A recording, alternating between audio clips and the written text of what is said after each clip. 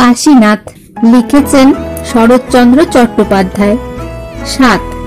প্রিয়বাবুর মৃত্যুর পর শ্রাদ্ধ শান্তি হইল। উইল দেখিয়া কাশীনাথ কিছুমাত্র দুঃখিত বা বিস্মিত হইল না। জগতে যাহা নিত্য ঘটে, ঘটা উচিত, তাহাই ঘটিয়াছে। ইহাতে দুঃখই বা কি, আর আশ্চর্য বা কেন? তথাপি দেওয়ান মহাশয় কাশীনাথকে নিভৃতে পাইয়া বলিলেন, জামাই বাবু, কর্তা মহাশয় যে এরূপ উইল করবেন তাহা আমি কখনো ভাবি নাই। পূর্বে তিনি একবার উইল করিয়াছিলেন, তাহাতে আপনাকে ও তাহার কন্যাকে সমান ভাগ করিয়া দিয়াছিলেন। সে উইল যে কাহার কথা শুনিয়া বা কি ইচ্ছায় বদলাইয়া দিলেন তাহা কিছুই বুঝিতে পারিতেছি না। কাশীনাথ ঈষৎ হাস্য করিয়া কহিল, বুঝবার প্রয়োজনই বা কি? যার বিষয় সে পেয়েছে তাতে আমারই বা কি, আর আপনারই বা কি? দেওয়ানজি অপ্রতিভ হইয়া বলিলেন, তবুও কিছুই তবুও নাই।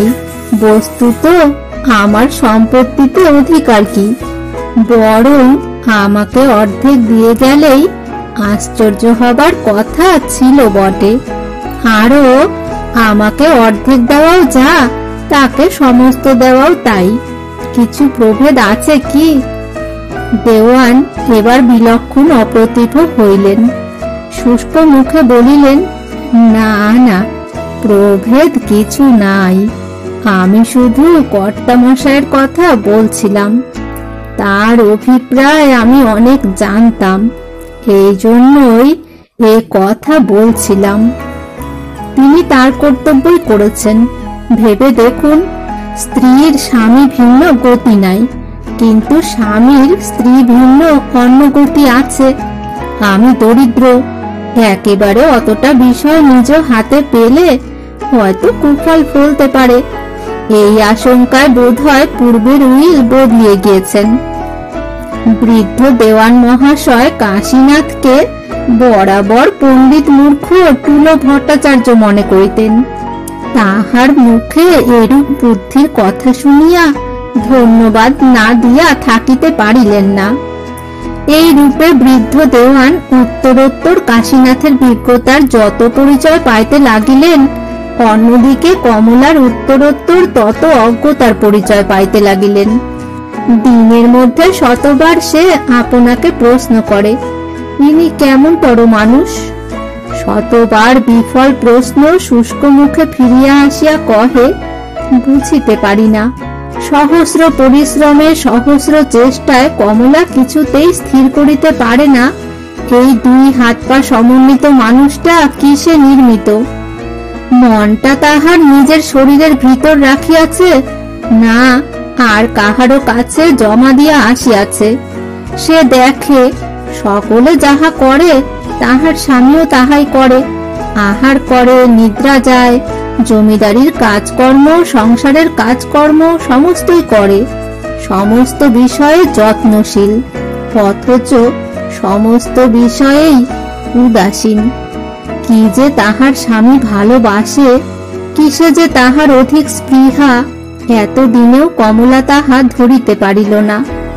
কমলার অসুখের সময়ে কাশীনাথ অনিমেষ চোখে দিবারাত্রি তাহার শয্যা পার্শ্বে বসিয়া থাকিত। সে মুখে কাতরতা, সে বুকে কত স্নেহ, কত ভালোবাসা, যেন তাহা ফুটিয়া বাহির হইত। আবার ভালো হইবার পর কমলা পথের মাঝে পড়িলেও কাশীনাথ ফিরিয়া চাহে না, মুখ তুলিয়া দেখে না। আপনার মনে আপনার কর্মে চলিয়া যায়। কমলা অভিমান করিয়া 2 দিন কথা না কহিয়া দেখিয়াছে, কোনো ফল নাই। কাশীনাথ কাছে আসিয়া আবার চলিয়া যাইত, না সাধিত, না কাঁদিত, না কথা কহিত। আবার কথা কহিলে হাসিয়া কথা কহিত, না কোনোদিন বিরক্তি প্রকাশ করিত, না কোনোদিন জিজ্ঞাসা করিত, কেন 2 দিন কথা কহ নাই, কেন রাগ করিয়াছিলে। কমলা দিন কতক পরে নিজের মনে পরামর্শ আটিয়া এরূপ ভাব ধরিল, যেন সে তাহার উদাসীন স্বামীটিকে জানাইতে চাহে, তুমি আমাকে উপেক্ষা করিলে আমিও উপেক্ষা করিতে জানি, আর এত তোমাকে ভালোবাসি না যে তুমি মারাইয়া যাইবে আর আমি ধুলার মতো তোমার চরণ তলে জড়াইয়া থাকিব। কমলা দেখা হইলে অন্য মনে মুখ ফিরাইয়া গম্ভীর ভাবে চলিয়া যায়, যেন প্রকাশ করিতে চাহে, তোমাকে দয়া করিয়া স্বামী করিয়াছি বলিয়া এমন মনে করিও না যে তোমার পায়ে প্রাণ পড়িয়া আছে, এবং সেই জন্য যখনই দেখা হইবে তখনই মিষ্ট হাসিয়া প্রীতি সম্ভাষণ করিব। আমার কাজের সময় সামনে পড়িলে আমিও দেখিতে পাই না।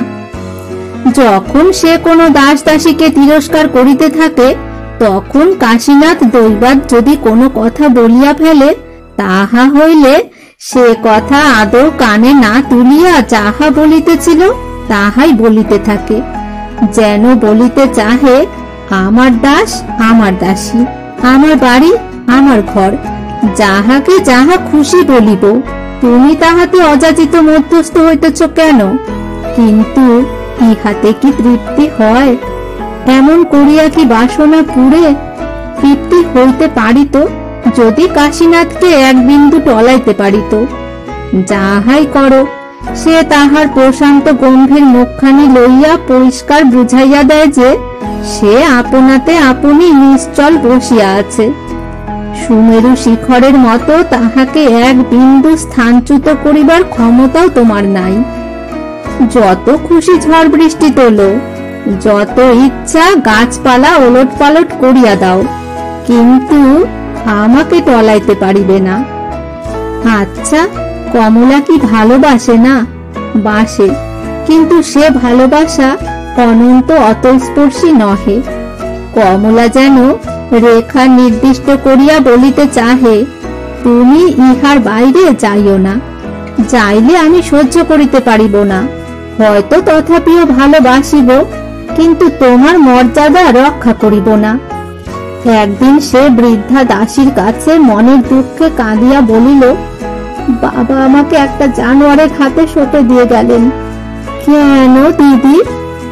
কেন আবার জিজ্ঞাসা করিস? তোরা সবাই মিলে আমাকে কেন হাত পা বেঁধে জলে ফেলে দিসনি? ও কথা কি বলতে আছে দিদি? কেন বলতে নেই? তোরা যে কাজটা করতে পারলি, আমি তার কথা মুখেও একবার বলতে পারবো না? না না, তা নয়, উনি দিব্যি মানুষ, তবে একটু পাগলামির ছিট আছে। ওর বাপেরও একটু ছিল, তাই জামাইবাবুও। তুই চুপ কর, পাগলের কথা